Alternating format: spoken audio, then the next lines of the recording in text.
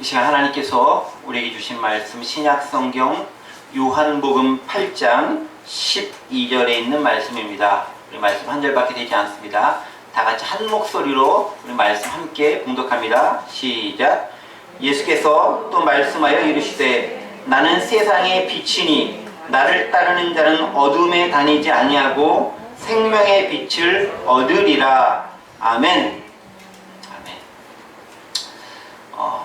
그래서 계속해서 에고 에이미라고 하는 큰 타이틀을 가지고 우리 주님께서 말씀하셨던 7차례 정도에 걸쳐서 말씀하셨던 나는 무엇이다 에 대해서 함께 생각해보는 시간을 갖고 있습니다. 오늘은 그 두 번째 시간으로 나는 세상의 빛이다 라는 말씀, 헬라어로 읽으면 에고 에이미 토포스투 코스무라고 하는 조금 유식한 책 해봤습니다. 이렇게 읽을 수 있는데요. 나는 세상의 빛이다 라는 그런 표현이 되겠습니다. 이 말씀을 가지고 함께 은혜를 나누고자 합니다. 오늘 말씀 보면은 예수님께서는 자신을 세상의 빛이다, I'm the light of the world 라고 하면서 세상의 빛이다 라고 소개하고 있습니다. 빛으로 자신을 비유하고 있는 것이죠. 여러분, 그렇다면 빛은 뭘까요?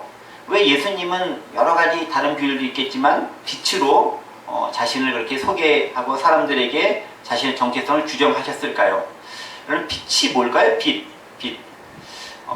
제가 그 물리학을 잘 모르기 때문에 모르는데 빛에 대해서 정의할 수 있는 여러 가지가 있는데 어떤 기준을 가지고 정의하느냐에 따라서 좀 달라질 수 있는 것들이 있는 것 같습니다.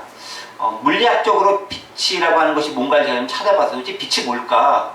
빛이 있는 건 맞는 것 같은데 특별히 만져지는 것도 아니고 열이 느껴지긴 하죠. 근데 열만이 빛은 아닌 거잖아요. 빛이 뭘까? 라고 봤더니 물리학적으로 빛은 파동이자 입자 이렇게 정의를 하고요. 파동이자 입자다. 파동은 웨이브, 입자는 이제 그 파티클이라는 단어를 씁니다. 파동은 일정한 진동이 공간상에 퍼져 나가는 거, 이걸 파동이라고 하는 거죠. 그래서 호수에 돌을 뚝 던지면은 파문을 일으키면서 이렇게 멀리 퍼져나가는 거죠. 그걸 파동이라고 합니다.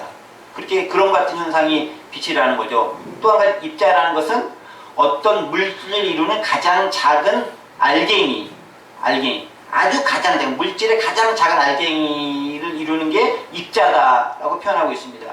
그래서 이 빛이 뭐냐면은 이 파동과 입자의 결합체다라고 이야기를 하고 있는 거예요. 파동이자 입자다라고 얘기합니다. 근데 예전에는 조금 제가 좀 어떤 설명을 보니까 뉴턴까지 시대까지만 하더라도 예전에 빛은 주로 파동의 개념으로 이해됐습니다. 파동을 이렇게 진동이 울려나가는 그런 개념이 이해했었는데 이게 아인슈타인 시대에 와가지고 양자 물리학이 등장하면서부터 빛은 입자, 광자나 입자로 빛의 성질을 규명하기 시작했고 현대 물리학에서는 이 파동과 입자의 두 가지를 다 가진 것으로 빛을 설명하기 시작했습니다.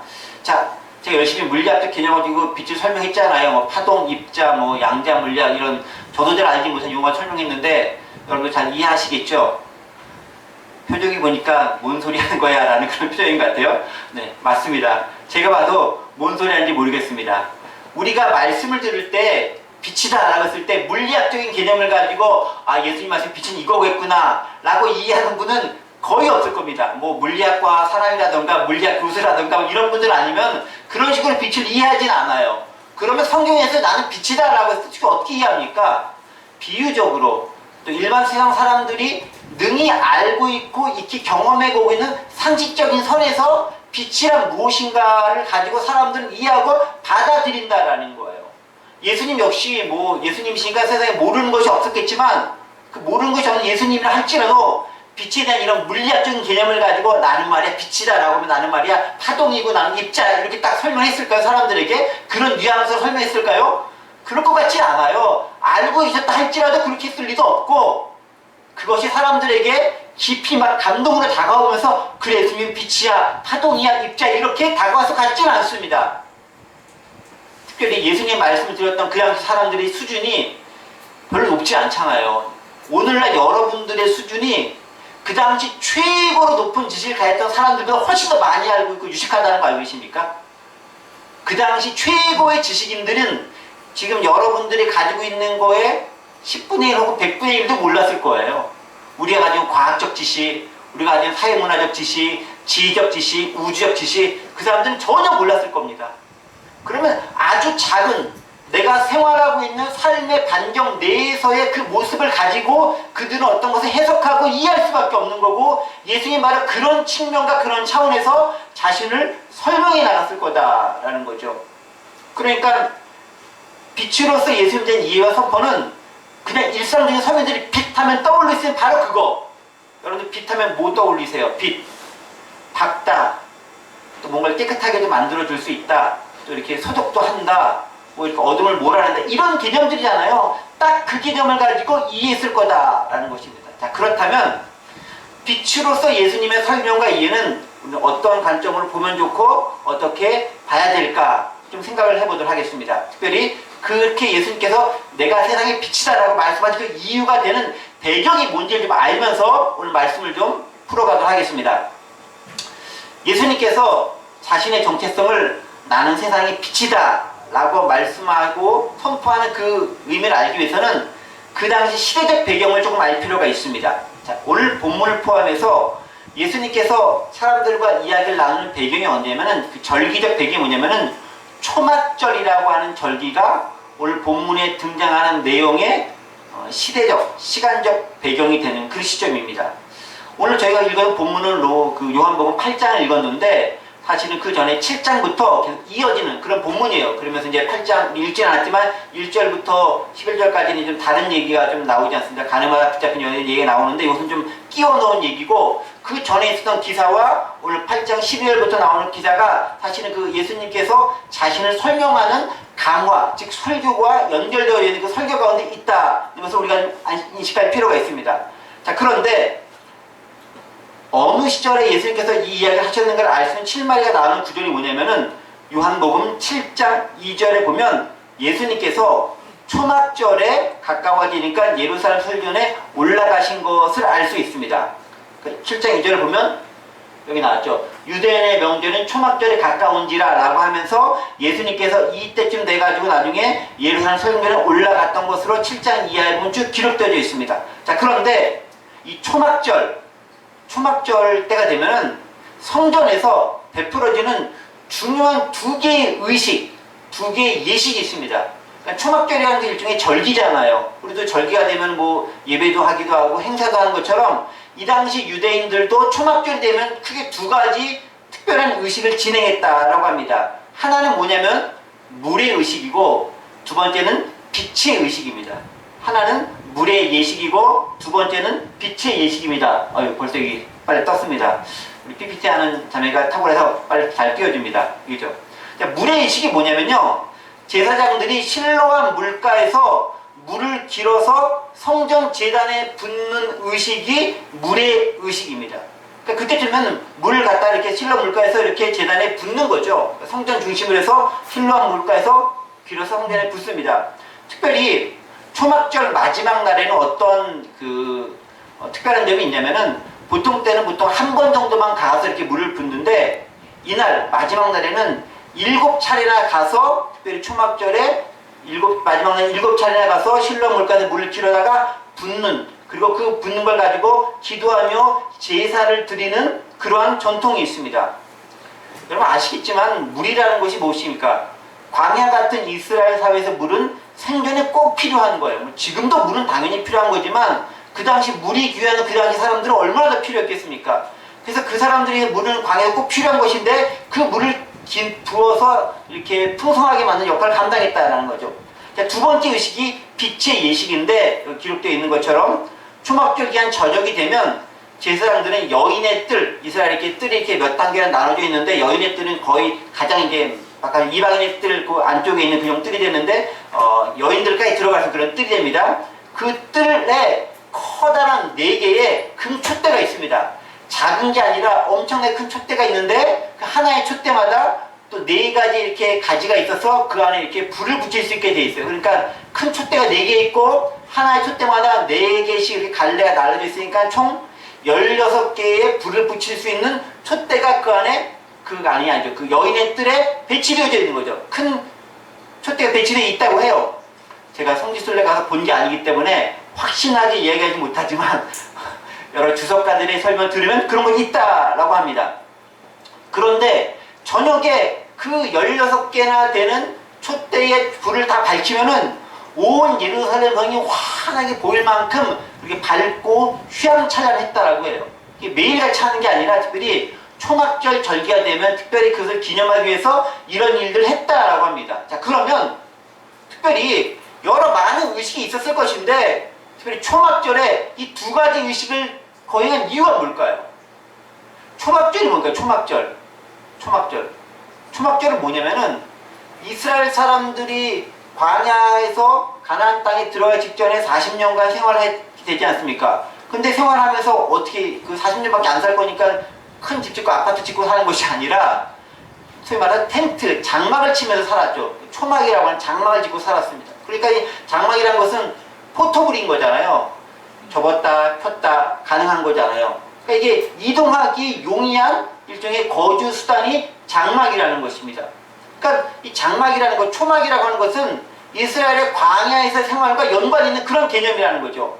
광야에서 생활할 때 아직 정착지인 가나안 땅에 들어가지 못했기 때문에 장막을 짓고 초막을 짓고 그곳에서 생활할 수밖에 없었습니다. 그런데 알겠지만 광야는 모든 것이 풍족한 곳이죠.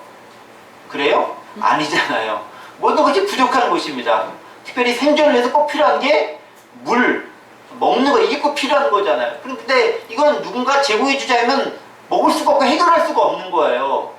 광야라는 게 정착해서 농사지어서 할 수 있는 것이 아니라 그냥 어디 가서 따거나 뭐 사냥을 하거나 수렵을 하거나 뭐 이런 걸 해야 되는데 이게 만만치 않은 일이잖아요. 정착되었으니까 계획할 수도 없고 그때 소위 말해서 운이 좋아서 잘 뭔가를 만나면 좋은데 그게 없으면 어려운 거잖아요. 그러니까 그들은 항상 하나님께 간구합니다. 뭘 하려고?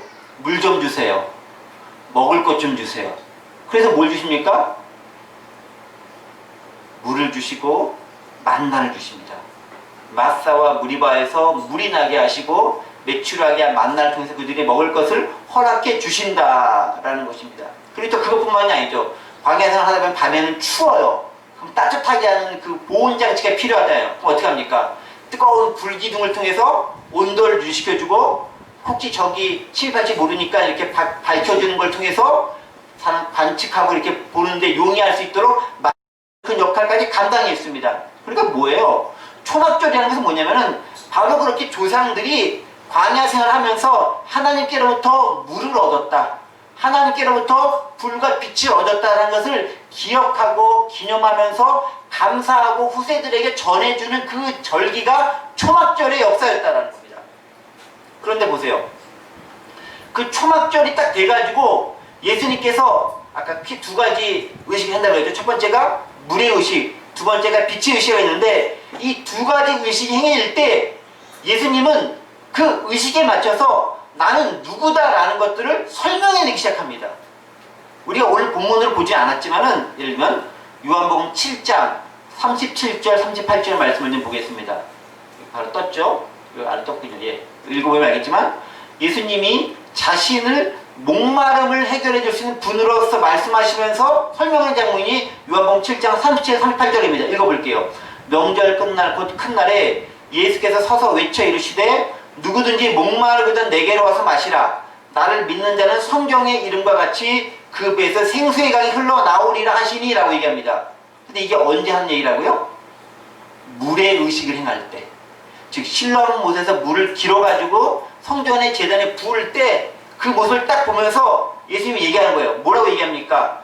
나를 믿는 자는 성경의 이름같이 그 배에 생수의 강이 흘러넘친다. 목마르면 내게 와서 마셔라 라고 얘기합니다. 지금 물이 없어서 실로암에서 열심히 물을 깃는데 길어서 붓고 있는데 그를 딱 보면서 니네 이물 수고 열심히 해야 되잖아. 마시면 또 목마르잖아. 그런데 내가 주는 물은 누구니 목마르거든 내게 오면 내가 주는 물을 마시면 영원히 목마르지 않는 그 물을 내가 너에게 줄 거다. 생수의 강이 흘러가게 만들어 줄 거다 라고 하면서 그 의식과 더불어서 자신을 생수가 나타나줄 수 있는 생수를 줄 수 있는 분으로 소개하고 있다는 거예요. 이게 7장에 먼저 드러난 그 장면이라는 거예요. 아주 극적인 효과를 발휘하면서 이야기하고 있죠.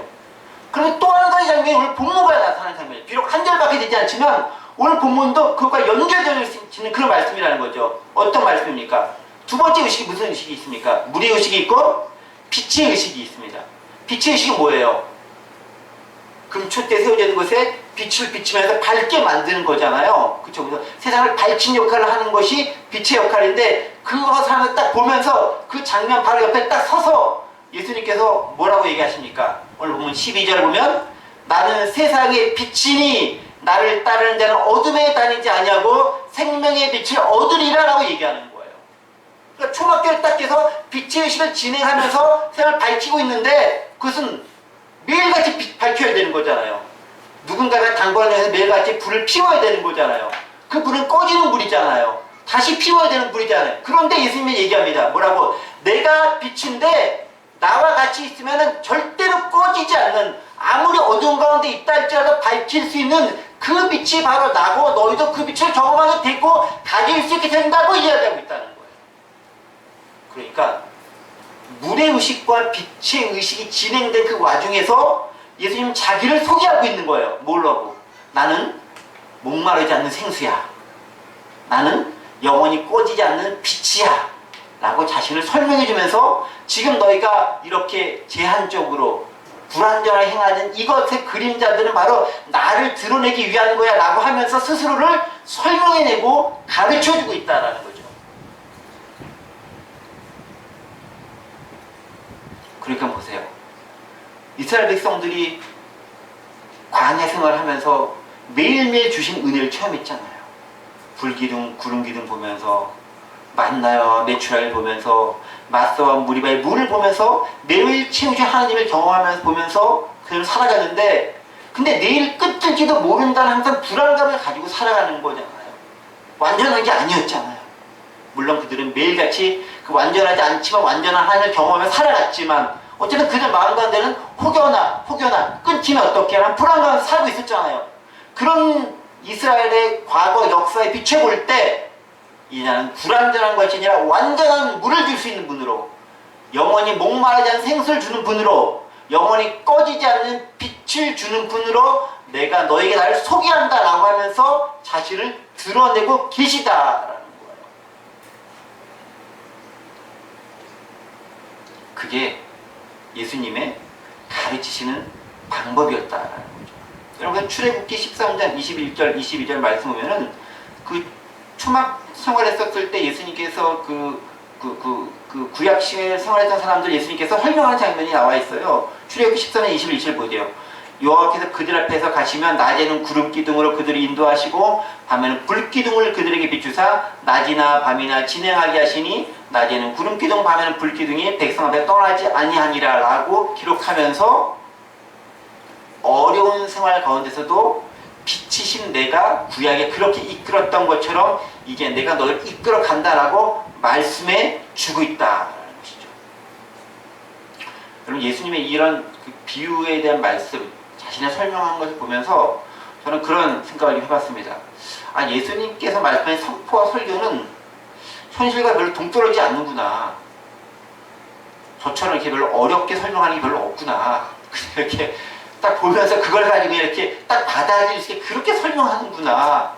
익히 알고 있었지만 다시 오늘 말씀 보면서도 깨닫게 되는 거예요. 제가 사실 이 말씀 잘 몰랐던 말씀인데 왜 빛이고 왜 생수라고 이때 하셨을까를 초막절 행사와 연결되어 보니까 그 행사와 더불어서 나를 드러낼 수 있게 딱 설명해 주는 거예요. 요 근래 기독교가 욕을 많이 먹고 있잖아요. 왜 그렇습니까? 별로 세상에 답을 주지 못하고 있기 때문에 그런 거잖아요.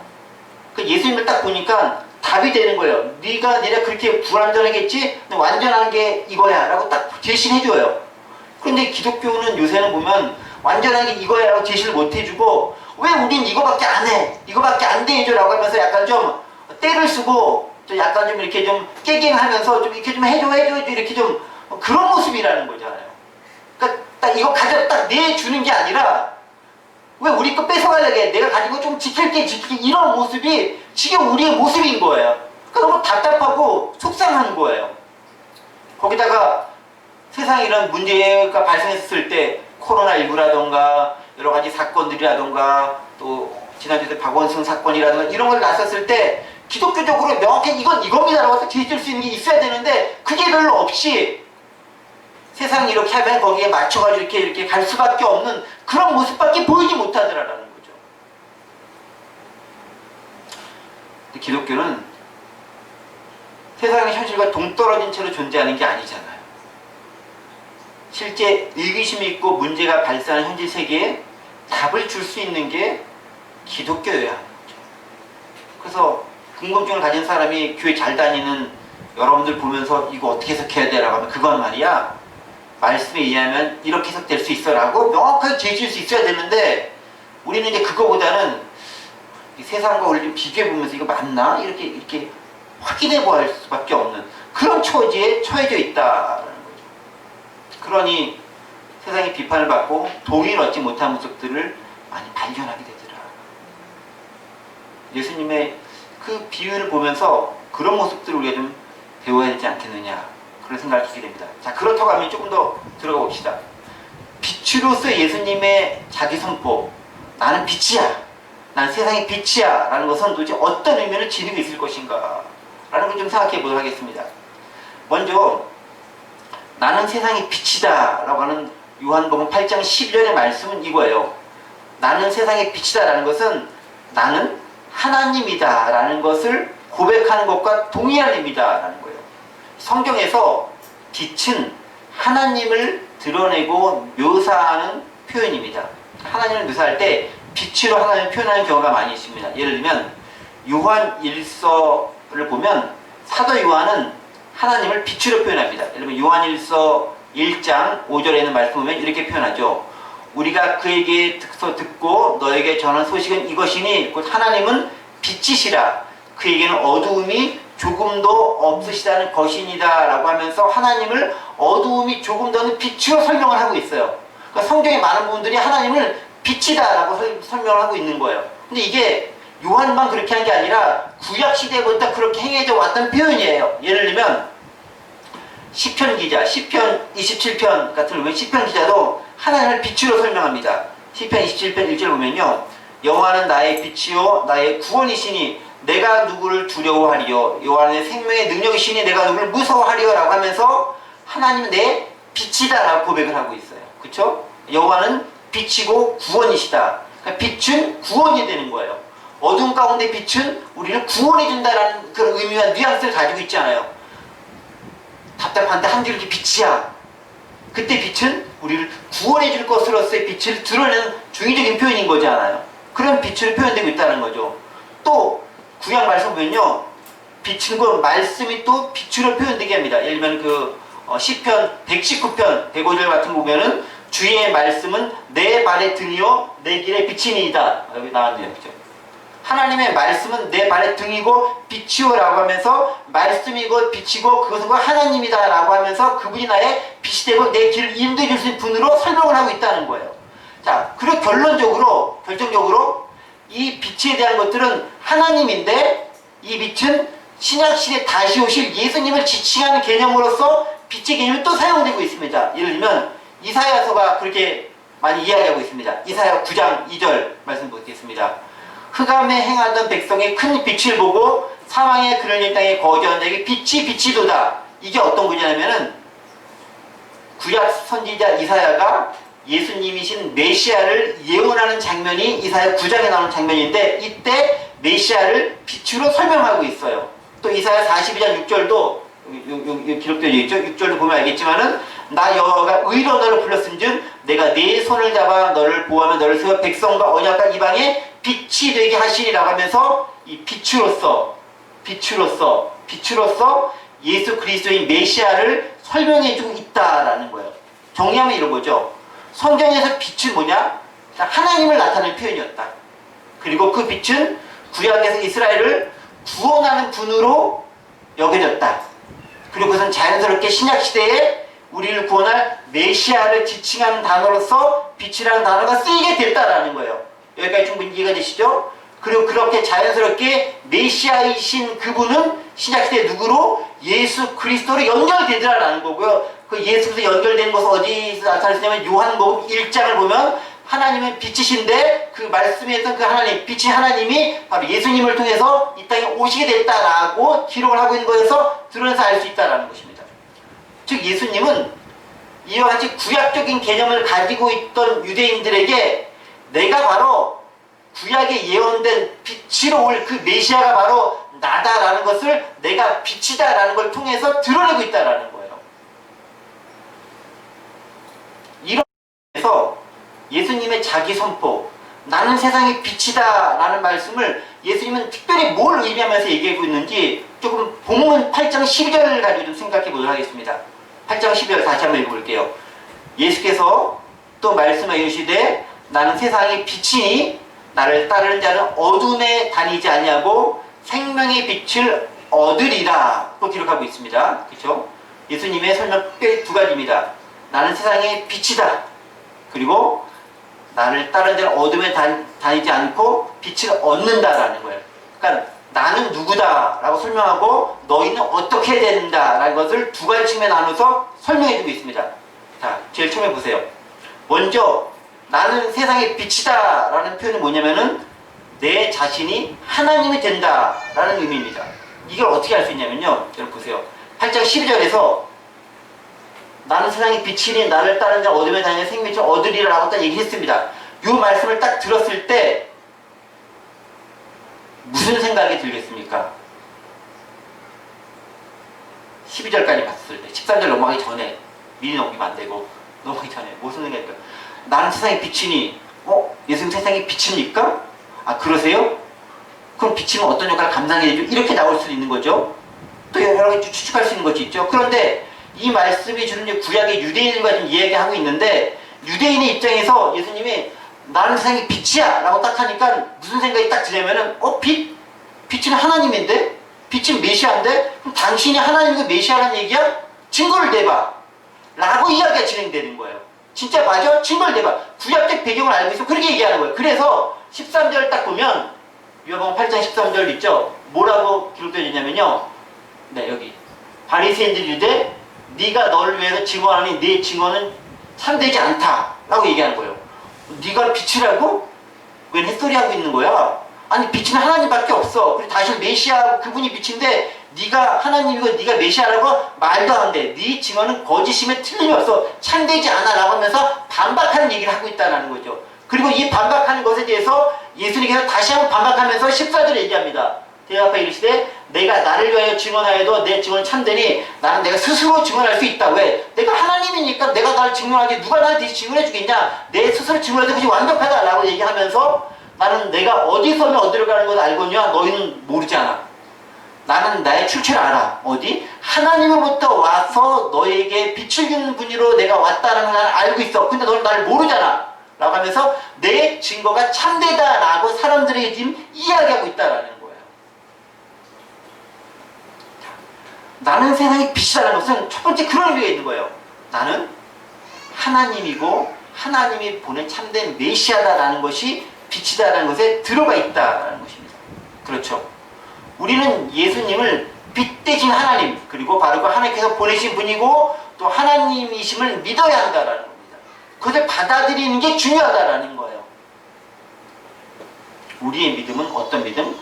빛 대신 하나님, 그리고 그 빛 대신 하나님이 빛이신 예수님을 보냈다라는 것을 믿어야 되고 그분을 우리가 구세주로 받아들일 수 있는 믿음이 있어야 된다는 것입니다. 그래서 요한복음 1장에서도 아까 잠깐 언급했던 것처럼 빛 대신 하나님께서 세상에 빛을 보내줬고 그 빛이 우리 가운데 왔는데 우리가 어두워서 그 빛을 미처 깨닫지 못하고 있다라고 한탄하시면서 사도 요한이 이야기하고 있는 거예요. 그 말은 뭐겠습니까? 빛이신 예수님이 왔으니까 좀 그 빛을 알고 깨닫고 발견하고 이제 받아들여라라는 거예요. 자, 그런데 8장 12절 좀 계속 볼게요. 예수님의 이런 빛에 대한 선언을 조금 더 주의 있게 살필 필요가 있습니다. 자, 예수님은 자신을 빛이라고 하는데 어떤 빛이라고 하죠? 보세요. 8장 12절. 나는 빛은 빛인데 수식어가 뭐죠? 세상의 빛이다. 세상의 빛이다. 여기 영어로 보면 여기 뭐라고 되냐면은 I'm the light of the world. 세상의 빛이다 라고 표현합니다. 그냥 빛이다 라는 거 아니라 특별히 세상의 빛이다 라고 표현하고 있는 거예요. 그러니까 이거예요. 하나님은 그냥 빛인 거예요. 예수님은 자신을 뭐라고 표현하냐면 특별히 그 많은 것 중에 세상의 빛이다 라고 스스로를 가르치면서 표현하고 있다라는 거예요. 근데 세상이라는 것이 어떤 것을 의미하는 단어입니까? 헬라어로 이게 코스모, 이런 코스모스라고 하는 단어가 이제 여기서 나온 단어인데, 우주라는 단어, 온 전체 세상 창조된 모든 것들의 빛이다 라는 표현도 되는 거잖아요. 또 여기 세상은 또 뭐가 있습니까? 우리가 살고 있는 지금 이 지구상에 있는 모든 환경들도 세상인 거잖아요. 우리 세상에 살고 있잖아요. 이 세상은 사회, 국가, 문화 이걸 전체 통틀어지는 말이기도 합니다. 또 세상은 어떤 것입니까? 이런 거죠. 온 인류 전체 사람들, 이게 다 세상이잖아요. 그러니까 하나님의 창조한 피조세계 전체, 우주 전체, 우리 사회 전체, 그리고 온 인류 전체를 지칭한 것이 세상이라고 하는 단어라는 거예요. 그런데 이 세상이라는 게 왜 중요하냐면은, 이것을 아까 누구한테 얘기했죠? 바리새인들하고 얘기하고 있는 거잖아요. 아까 8장 13절에 바리새인들에게 얘기하고 있잖아요. 왜 특별히 세상의 빛이라고 얘기했겠습니까? 바리새인들은 구원자 메시아로서 기능을 어떻게 가지고 있냐면은, 이방인들은 다 망하고 누구만 구원받아요? 자기들만. 이스라엘만 구원받는 거예요. 근데 예수님은 자신을 어떻게 설명하죠? 나는 이스라엘의 빛이다 라고 설명하지 않아요. 뭐라고 설명하죠? 세상의 빛인 거예요. 니네들만 아는 편협한 그런 종교로서의 신이 아니다라는 거예요. 우주이고 광활한 분으로서의 빛이다라는 거예요. 온 천지를 밝혀줄 분으로서의 빛이다라는 거예요. 이스라엘만 밝히는 빛이 아니라 전 세계와 온 우주를 밝히는 분으로서의 빛이다라는 거예요. 우리는 폭을 넓히다라는 거죠. 그러니까 편협한 기독교적인 생각을 버리라라는 거예요. 아니, 기독교적인 생각이 편협한 게 아니라 편협하게 기독교적으로 생각하지 말라라는 거예요. 뉘앙스 스타일 아시겠죠? 기독교는 편협하지 않아. 근데 기독교를 편협하게 만드는 그런 생각들이 있는 거예요. 우리만 구원하신다. 우리만 사랑하신다. 우리만 구원받으면 된다. 나만 잘 살면 된다는 것을 벗어나라는 거예요. 요한복음은 철저하게 온 우주와 온 세상을 향해 주인 되신 하나님을 선포하고 있다라는 거예요. 그러니까 요한복음을 보면은 우주적인 하나님을 만날 수 있는 거예요. 마태복음은 조금 유대인들에게 국한된 모습이 보여요. 유대인 마태복음이라는 게 자체가 유대인들을 위해서 주로 쓰여진 책이다 보니까. 근데 요한복음은 그게 아닌 거예요. 하나님은 유대인에게만, 이스라엘에게만 아니야. 온 세계가 다 하나님 거기 때문에 하나님은 온 세상을 위한 분이야라고 우리에게 이야기해주고 있다는 것입니다. 그것 때문에 우리는 이스라엘 백성이 아니지만 구원받은 자로서 예수님의 은혜를 입을 수 있다는 거죠. 그런데 계속 보세요.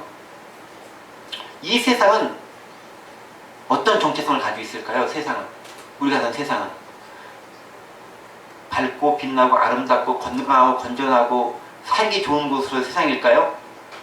모르겠습니다. 돈 많고 가진 것 많고 여러 가지 있는 사람들은 부분적으로 참 살기 좋다라고 생각할 수 있을지 모르겠지만, 많은 사람들이 세상 살기 힘들다 라고 여기는 분들이 많은 것 같아요. 저도 요새 가끔 왜 이렇게 답답하냐, 세상이 좁아 보이냐, 힘드냐, 이런 느낌이 사실 저는 종종 들기도 해요. 그냥 좀 다 때려치고 싶다는 생각이 솔직히 들기도 합니다. 이 쓸데없는 소리 하고 있는데 그런 생각이 들 때도 있어요. 근데 왜 그런 생각이 들까요? 왜 예수님은 세상의 빛으로 자신을 규정했을까요? 왜? 그 말은 왜 세상의 빛일까요? 우리가 살고 있는 세상 자체가 어두운 것을 전제로 하기 때문에 그래요. 만약에 우리가 밝고 건전하고 좋은 사회였으면은 빛이 필요 없어요. 그렇죠? 그러니까 뭔가가 언급이 되는 이유는 뭐냐면, 그것이 부족하고 결핍되기 때문에 언급이 되는 거예요. 서신서에서 바울 사도라든가 여러 사도들이 뭔가를 언급하지 않습니까? 왜 언급합니까? 그게 부족하거나 결여되어 있거나 모자라거나 제대로 행하지 못하기 때문에 이것을 하라는 측면에서 언급하는 거예요. 그럼 왜 세상에 빛이다라고 얘기했습니까? 세상이 어두워서 빛이 필요로 한다라는 거예요. 그러니까 우리 세상은 정체성이 어떤 것이냐면은 무척 어둡다라는 것이 이 안에 전제되어 있는 거예요. 실제로 여러분 세상 살만하십니까?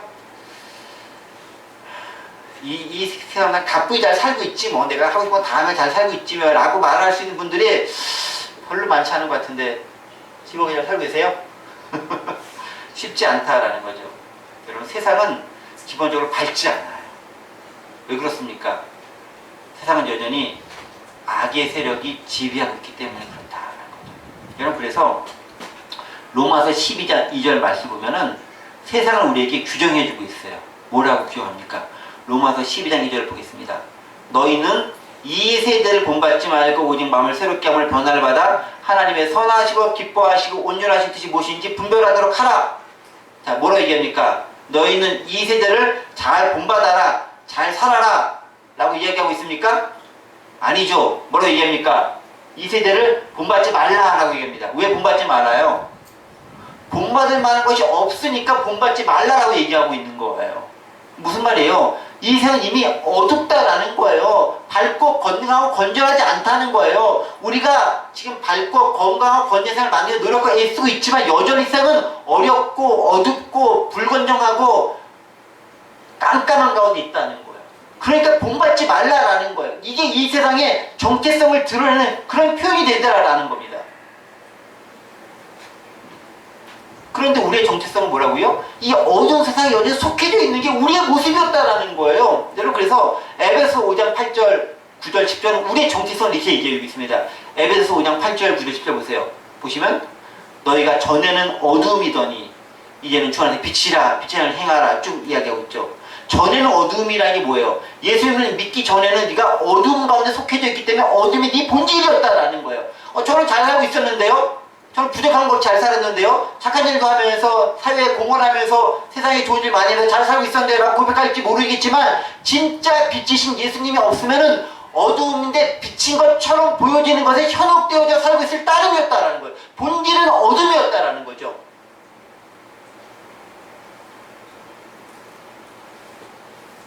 그게 우리의 세상의 정체성이다라는 거예요. 세상은 어두워요. 세상은 본받을 게 못 돼요. 그 말씀은 뭐냐면요. 아까 제가 말씀드렸던 것과 연결되는 건데 세상에서 이야기하고 있는 것을 우리가 그대로 따라가는 것이 꼭 옳은 것인가 해서 여러분 생각할 필요가 있다라는 거예요. 왜? 세상은 어둡기 때문에 어두운 가운데에서 규정된 정의를 가지고 뭔가 우리에게 이야기해주고 우리에게 지시를 내려주고 있다는 거예요. 근데 우리는 그 어두움에서 나온 지시를 따라야 되는 게 아니라 밝은 데서 나온 지시를 따라 행해야 되는 사람이에요. 그런데 그걸 제대로 못하면은 어두움에 나온 지시를 따라 행할 수밖에 없는 존재가 된다라는 거예요. 가슴 아픈 현실인 거죠. 지금 우리의 모습이 그렇게 됐다라는 거예요.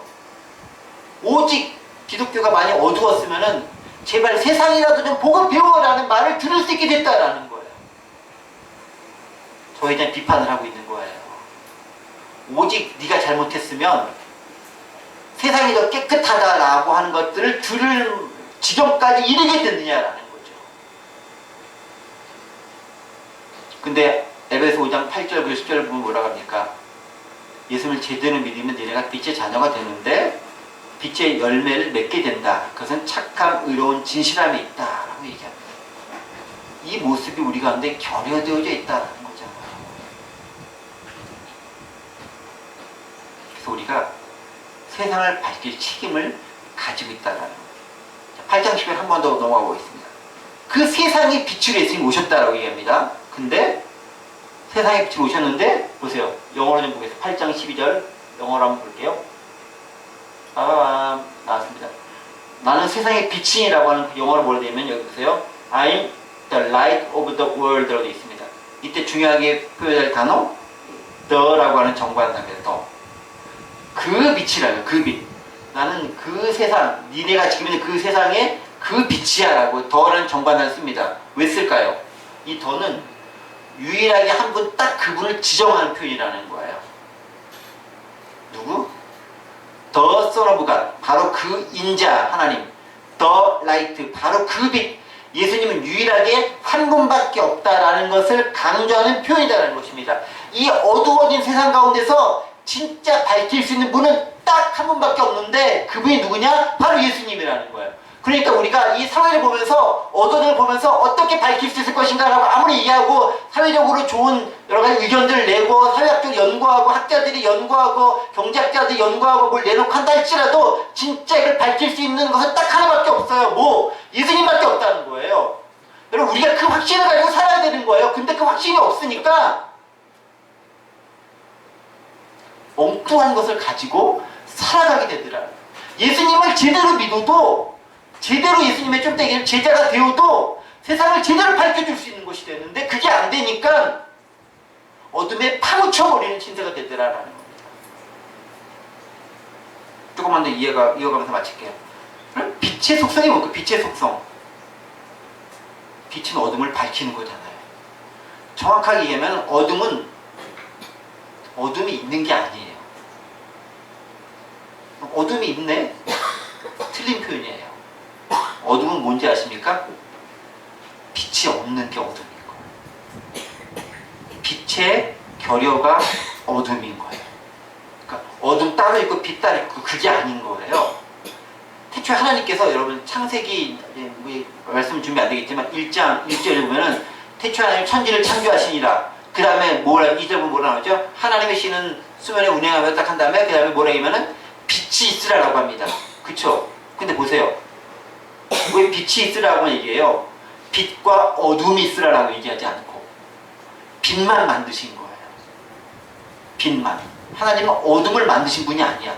그러니까 어둠을 뭐 하나님처럼 높여가지고 이렇게 돼 있다는 개념으로 보는 것 자체가 상당히 불경한 개념인 거예요. 하나님은 빛을 만드신 분이에요. 근데 그 빛을 만들었는데 그 빛이 비치지 않는 곳이 어둠이 되는 곳이라는 거예요. 무슨 얘기인지 아십니까? 예수님이 비춰지지 않는 그곳은 다 어둠이 되는 그런 곳이다라는 거예요. 어둠을 유일하게 밝히는 방법은 뭐냐면은 빛이 비춰지면 되는 거예요. 아주 간단한 거예요. 그러니까 내가 예수님을 정말 잘 믿고 있으면은 내가 그 예수님의 참 빛을 반사하는 도구로서, 사실 예수님은 빛의 발광체인 거잖아요. 정확한 표현이 모르겠지만 예수님이 아니라 태양이라고 한다면 빛의 근원인 태양이라고 한다면은 우리는 그 빛을 반사해내는, 밝혀내는, 예를 들면 달과 같은 거예요. 달은 뭐냐면 태양빛을 딱 달이 받으면서 밝게 비치면 그 태양빛을 반사해내기 때문에 밝게 보이는 거예요. 달 자체가 빛을 내지 못해요. 빛을 내는 건 태양이 내는 거예요.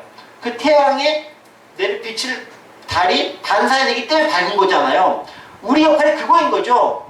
내가 자체 발광은 못하지만, 자체 발광 연예인들이 있을지 모르겠지만, 자체 발광 못하지만 빛이신 예수님을 내가 가까이 있으면 그 빛을 받아서 내가 반사돼서 밝게 다른 사람에게 비춰줄 수 있다는 거죠. 그 역할만 제대로 해도 문제가 없다는 거예요. 두 번째는 빛은요, 여러분, 생명을 솟아나게 만들어요. 저희 식물, 우리 비교 잘 자라고 있지 않습니까? 밖에 안 내고 안에서 잘 자라고 같은데 이 안에서도요, 이 빛이 없으면 못 자라는 거예요. 여러분, 저희가 커피나무가 지금 저희 어머니 댁에 가 있는데, 그게 빛이 없는 데 놔두면은 이렇게 힘들어요. 근데 빛이 있는 데 가니까 잘 자라요. 씨앗도요, 빛이 있어야 되는 거예요. 작용을 통해서 자라나는 거예요. 태양빛이 없으면은 식물은 못 자라요. 사람도 마찬가지잖아요. 여러분, 그 햇빛 비치는 데서 밖에서 운동 좀 하고 햇빛을 쐬야 비타민 D가 내 안에 이렇게 축적돼가지고 밝고 건전하게 되지. 그거 없으면은 우울하고 침통하고 딱 우울증 걸리기 딱 좋아요. 햇빛 안 보고 살아가면은 우울증 걸리는 거예요. 그래서 밖에 나가서 햇빛도 보고 운동도 하고 하는 게 필요한 거예요. 저도 요새 좀 운동하려고 해요. 우울증 걸리면. 빛은 그런 역할을 감당한다라는 거죠. 즉, 빛은 생명이라는 거죠. 생명도 빛이요. 그런데 예수님께서 8장 11절에서 뭐라고 얘기합니까? 내가 빛인데 너희도 그 빛을 소유할 수 있어 라고 얘기하는 겁니다. 어떻게? 나는 세상의 빛이니 나를 따르는 자는 어둠에 다니지 않고 생명의 빛을 얻으리라. 즉 예수님이 빛이니까 그 빛만 졸졸졸 따라다니다 보면 자연스럽게 그 빛을 내가 얻을 수 있게 된다라는 거예요. 그러니까 우리가 빛을 얻을 방법은 뭐냐면 예수님을 쫓아다니면 되는 거예요. 졸졸졸졸 따르는 거예요. 그런데 이 따른다는 표현이 있죠. 예수님을 나를 따르는 자는 follow라는 단어를 쓰잖아요. 여기 whoever follows me, 나를 따르는 자는 never walk in 어둠에 거하지 않고 빛의 생명의 빛을 얻게 될 것이다 표현하고 있지 않습니까? 그런데 이 따르다라는 표현이 뭐냐면 따르는 자는 누굴 따르는 자라 그러죠? 제자가 스승을 따른다, 이 따르다라는 표현을 쓰는 거예요. 그러니까 나를 따른다라는 말은 뭐냐면은 예수님의 제자가 된다라는 거예요. 그래서 마가복음 여러분 1장 16, 17, 18, 19, 20절 보면은 예수님의 제자가 어떻게 되느냐? 내가 가진 것들을 버리고 따라갈 때 비로소 제자가 될 수 있다라는 거예요.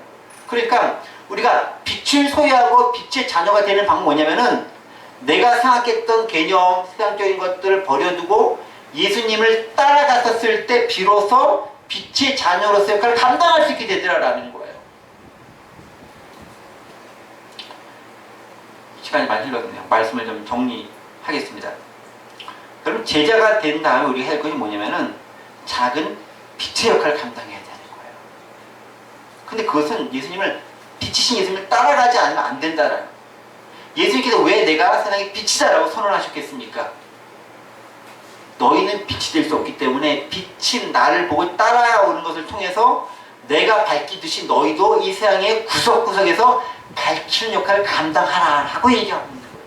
그래서 마태복음에서도 그렇게 얘기하잖아요. 마태복음 5장 14절에 보면은 너희는 세상의 빛이라 산 위에는 동네가 숨겨지지 못할 것이다 라고 얘기하면서 니네가 나를 잘 따라다니면 니네 자체가 스스로 빛이 돼서 세상을 밝히는 존재가 되더라라는 거예요. 그러니까 하나님께서 저와 여러분들 이곳에 보낸 이유가 있어요. 뭐 하라고요? 산 위에는 동네가 숨겨지지 못할 것이요. 이 북악산에서 북악산 이것이 박원순이 죽는 그 산이 아니라 빛의 역할을 감당해서 세상을 밝히는 산이 되는 거예요. 어떻게? 북악하늘 교회를 통해서 그것이 되더라고 우리 이곳에 갖다 놓은 거라는 거죠. 우리 언덕 위에 있는 거잖아요. 아주 위는 아니지만 중턱 좀 들고 있잖아요. 세상을 좀 밝히라고 빛의 역할을 감당하라고. 예수님을 따르는 순간 너희는 빛인 거예요. 빛이니까 잘 좀 밝히라라는 거예요.